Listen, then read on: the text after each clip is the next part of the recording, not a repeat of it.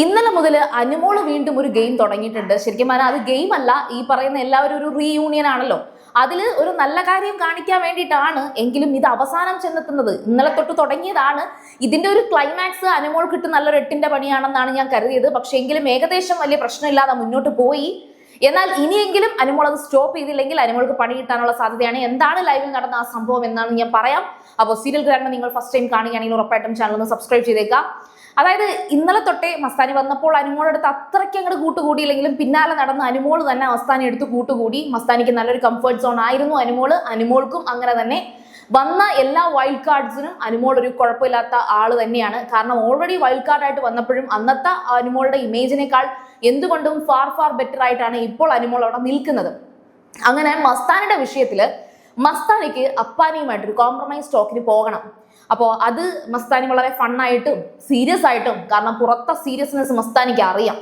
പക്ഷേ മസ്താനി എന്തുകൊണ്ടാണ് ശരിക്കും പറഞ്ഞാൽ ഈ അപ്പാനി കാരണമാണ്, അല്ലെങ്കിൽ അപ്പാനിയോട് മസ്താനി കാണിച്ചത് ഒരു വലിയ തെറ്റാണ് എന്ന് കരുതുന്നതെന്ന് എനിക്ക് അറിയത്തില്ല.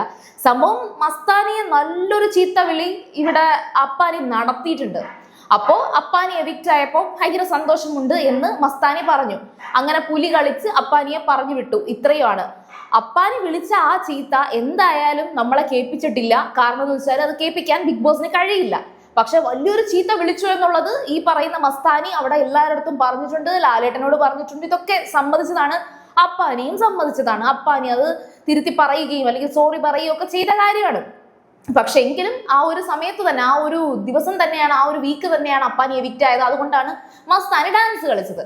പക്ഷെ മസ്താനി പ്രീവിയസ്ലി അവിടെ ചെയ്തിട്ടുള്ള കാര്യങ്ങളൊക്കെ പൊട്ടത്തരങ്ങളും, അതുപോലെ ട്രിഗർ ചെയ്യാൻ വേണ്ടിയിട്ട് അനാവശ്യമായിട്ട് വീട്ടുകാരുടെ കാര്യങ്ങളൊക്കെ എടുത്തിട്ടു, കുടുംബക്കാരുടെ കാര്യങ്ങളൊക്കെ എടുത്തിട്ടു, അവിടെ പുറത്ത് നടന്ന കാര്യങ്ങളെല്ലാം പറഞ്ഞു.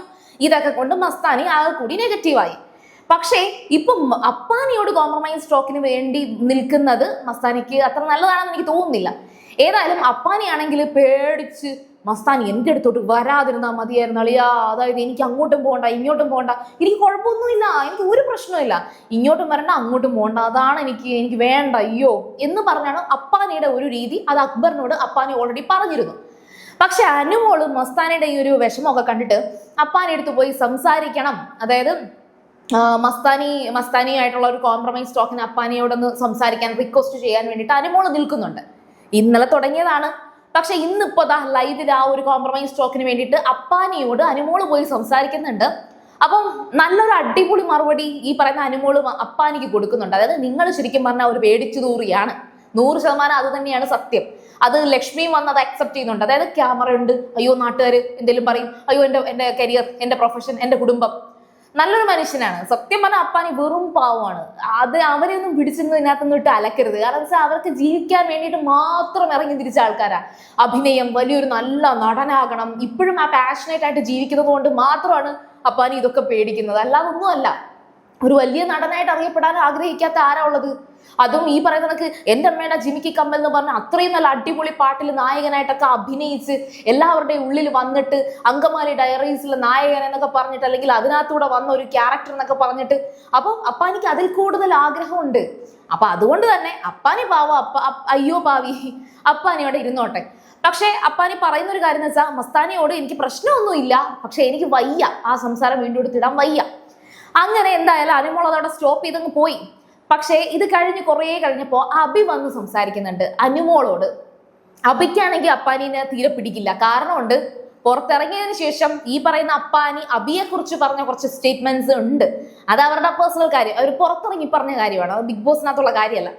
അതുകൊണ്ട് അതും കൂടെ കൂട്ടിക്കുഴച്ചിട്ടാണ് ശരിക്കും പറഞ്ഞാൽ അഭിക്ക് അപ്പാനിയായിട്ടൊരു ചെറിയ വഴക്കുള്ളത്. പക്ഷെ എങ്കിലും അഭി വന്നിട്ട് വളരെ നീറ്റ് ആയിട്ടുള്ളൊരു ക്യാരക്ടറാണ് കേട്ടോ അഭി.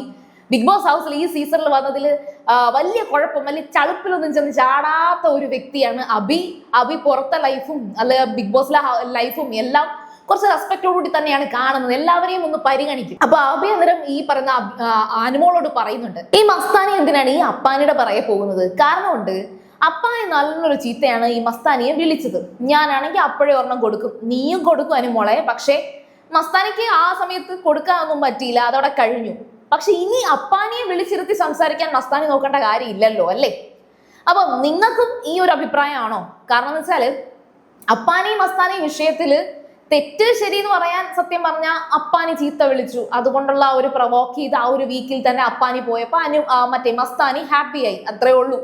പക്ഷെ മസ്താനിക്ക് പുറത്ത് അത്രയും വലിയ നെഗറ്റീവ് ഉണ്ടായതിന്റെ റീസൺ ഐ തിങ്ക് മസ്താനി അവിടെ ആ ഒരു 2 ആഴ്ച കംപ്ലീറ്റ്ലി എല്ലാവരെയും ട്രിഗർ ചെയ്തപ്പോ ഓൾറെഡി അവിടെ ഉണ്ടായിരുന്ന എല്ലാവർക്കും വലിയ വലിയ ഫാൻസ് ഉണ്ടായിരുന്നു. മസ്താനി പോയി ആ ഫാൻസ് ഉള്ള ആൾക്കാരെ പോയിട്ടാണ് ഈ പറയുന്ന ഈ കുത്തിയത്.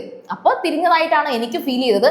നിങ്ങളുടെ കണ്ടെത്തലുകളും നിങ്ങളുടെ അഭിപ്രായങ്ങളും പറയുക. അതുപോലെ തന്നെ സീരിയൽ ഗ്രാൻഡ്മ ഫസ്റ്റ് ടൈം കാണുകയാണെങ്കിൽ ഉറപ്പായിട്ടും ചാനൽ ഒന്ന് സബ്സ്ക്രൈബ് ചെയ്തിട്ട് കാണുക. വീഡിയോ ഇഷ്ടപ്പെട്ടാൽ ലൈക്ക് ചെയ്യുക, കമന്റ് ചെയ്യുക, ഷെയർ ചെയ്യുക. അപ്പോൾ ഞാൻ പോയി വരാം. ബൈ.